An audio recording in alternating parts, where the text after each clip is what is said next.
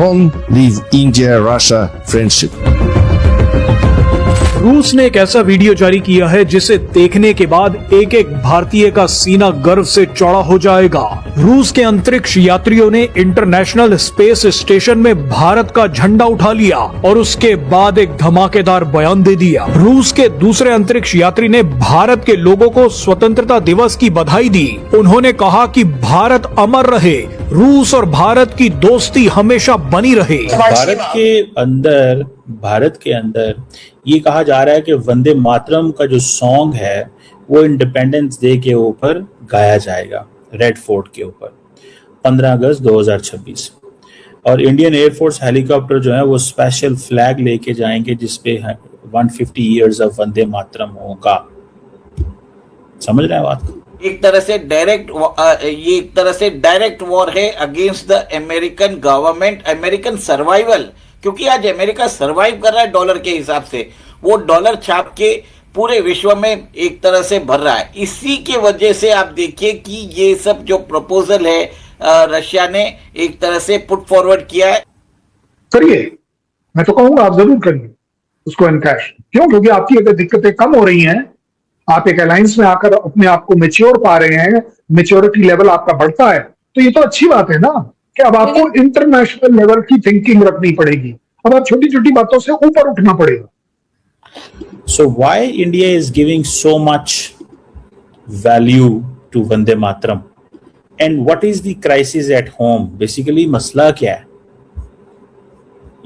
ऐसे तो नहीं है ये। और मुसलमान इस पे ऑब्जेक्शंस क्यों करते हैं?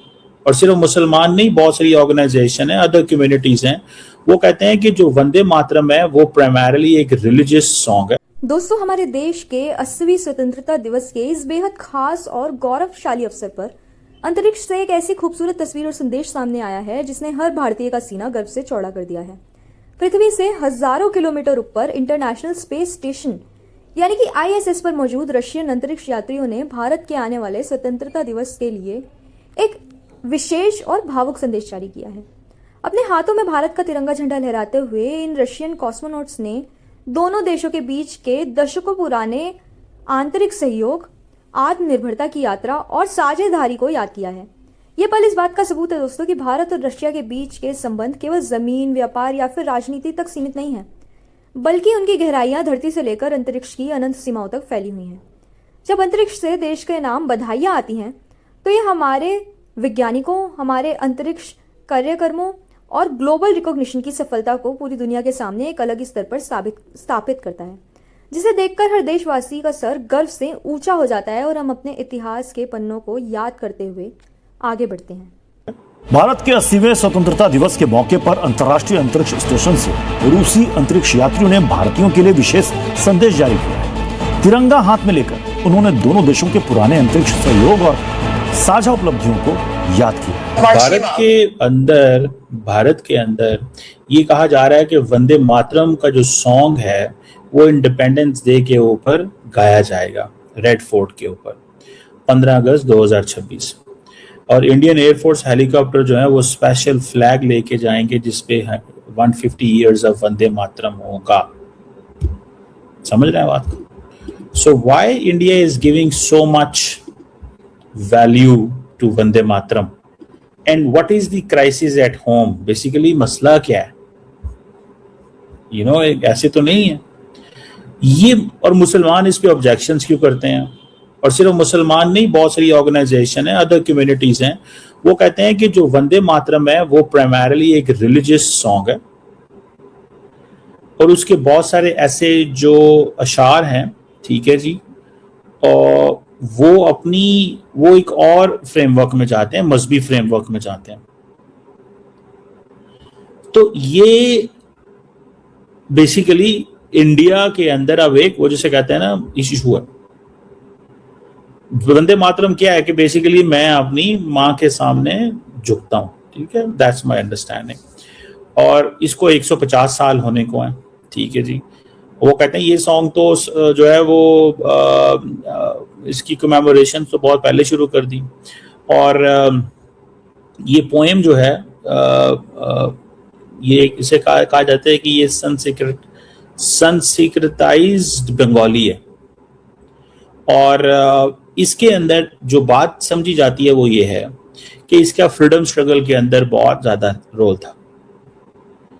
और जो टैगोर साहब थे, रविंद्रनाथ टैगोर जो थे, उन्होंने इसको 1896 में पहली दफा इंडियन नेशनल कांग्रेस के सेशन में कोलकाता में गाया था।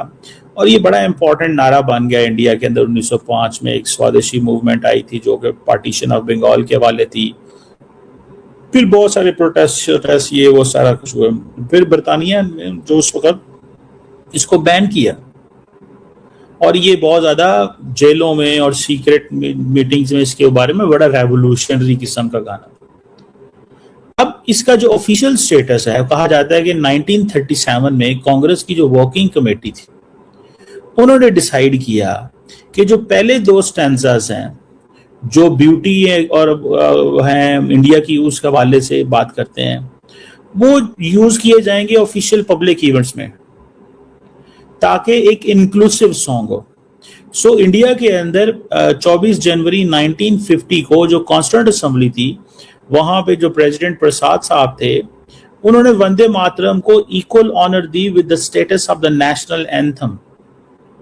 आपको सुना होगा वो इंडिया का एक नेशनल जो है, नेशनल में जाना गाना माना, मतलब इस तरह का वो है। I am sorry, I don't know कि वो मुझे ना तो उसकी वो आती है, लेकिन जस्ट आपने इसको बहुत दफा सुना होगा, वो आता है इसका। बहरहाल एक तो ये चीज थोड़ी सी समझने वाली है। नरेंद्र मोदी साहब जो हैं वो एक चीज स्टडी कर बैठे हैं और उनको समझ आ गई है। नरेंद्र मोदी साहब स्टडी कर बैठे हैं। अब वो कहते हैं जी 150 साल हो गए हैं वंदे मातरम के और हमें इसको कमेमोरेट करना है। एक कमेमोरेटिव कॉइन भी दी जा रही है, पोस्टेज स्टैम्प भी की जा रही है और बड़े बड़े पैमाने पे इवेंट्स होंगे, कंसर्ट्स होंगे, एग्जीबिशंस होंगे, कल्चरल प्रोग्राम्स होंगे स्कूल कॉलेजेस पे। तो इसके ऊपर जो हिंदू मेजॉरिटेरियन ठप्पा है वो एक लग जाएगा। करेंगे कि जो DGISPR साहब ने कहा कि जी काफिरों से बात नहीं हो सकती, काफिरों से दोस्ती नहीं हो सकती, यानी जो भी नॉन मुस्लिम है उससे दोस्ती नहीं हो सकती। हालांकि हम तो सारी दुनिया में कटोरा लेके घूम रहे हैं और ज्यादातर हमारी जो मदद करते हैं 90% वो वही लोग हैं जो कि इस्लाम को फॉलो नहीं करते। तो फिर इस तरह की बात करने का क्या मतलब है। और बिलावल भुट्टो ने कहा है कि जी उल्टी गिनती शुरू हो गई है, तो इशारा उनका शहबाज शरीफ साहब की तरफ है। तो क्या वाकई में उल्टी गिनती शुरू हो चुकी है उनकी? टिक टॉक टिक, ये भी कहा है बिलावल भुट्टो ने। बहुत शुक्रिया सर, क्या पाए, क्या कहेंगे आप इन बातों पे? देखिए, शब्बर जैदी साहब ने बिल्कुल सही कहा है कि हमने इतना बड़ा अपने ऊपर एक बोझ लाद लिया है कि हमारी कमर दोहरी हो गई है। और ये बोझ जो है ये CPEC है। आप ये देखिए कि ये तकरीबन 2017 में जो इन्होंने रिवाइज किया था CPEC का एस्टीमेट, उसके मुताबिक कोई $60 बिलियन इन्होंने पाकिस्तान में पंप करने थे और मुख्तलिफ प्रोजेक्ट्स में, और इन्होंने कोई तकरीबन $30 बिलियन किए हैं अब तक।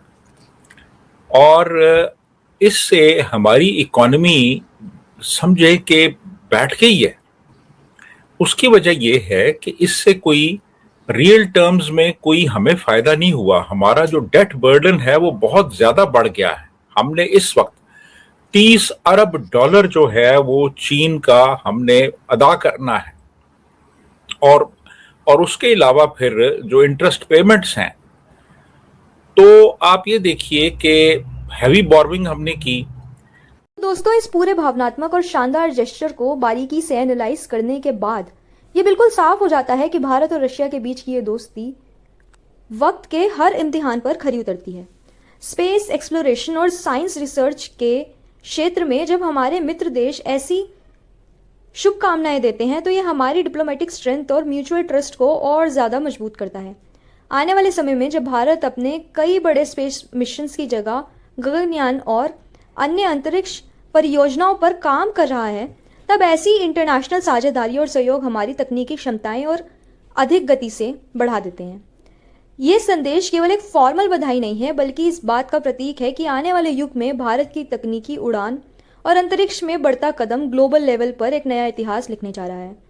हम सभी के लिए ये एक गर्व की बात है कि हमारी स्वतंत्रता का ये पर्व केवल देश के अंदर नहीं बल्कि अंतरिक्ष की ऊंचाइयों पर पूरे सम्मान के साथ मनाया जा रहा है, जो हमारे देश के बढ़ते प्रभाव और समृद्धि के लिए एक नई और बेहद शानदार मिसाल पेश करता है। तो दोस्तों, आपको ये वीडियो कैसे लगी हमें कमेंट में ज़रूर बताएं। साथ ही चैनल को लाइक और सब्सक्राइब करना ना भूलें। जय हिंद, जय भारत।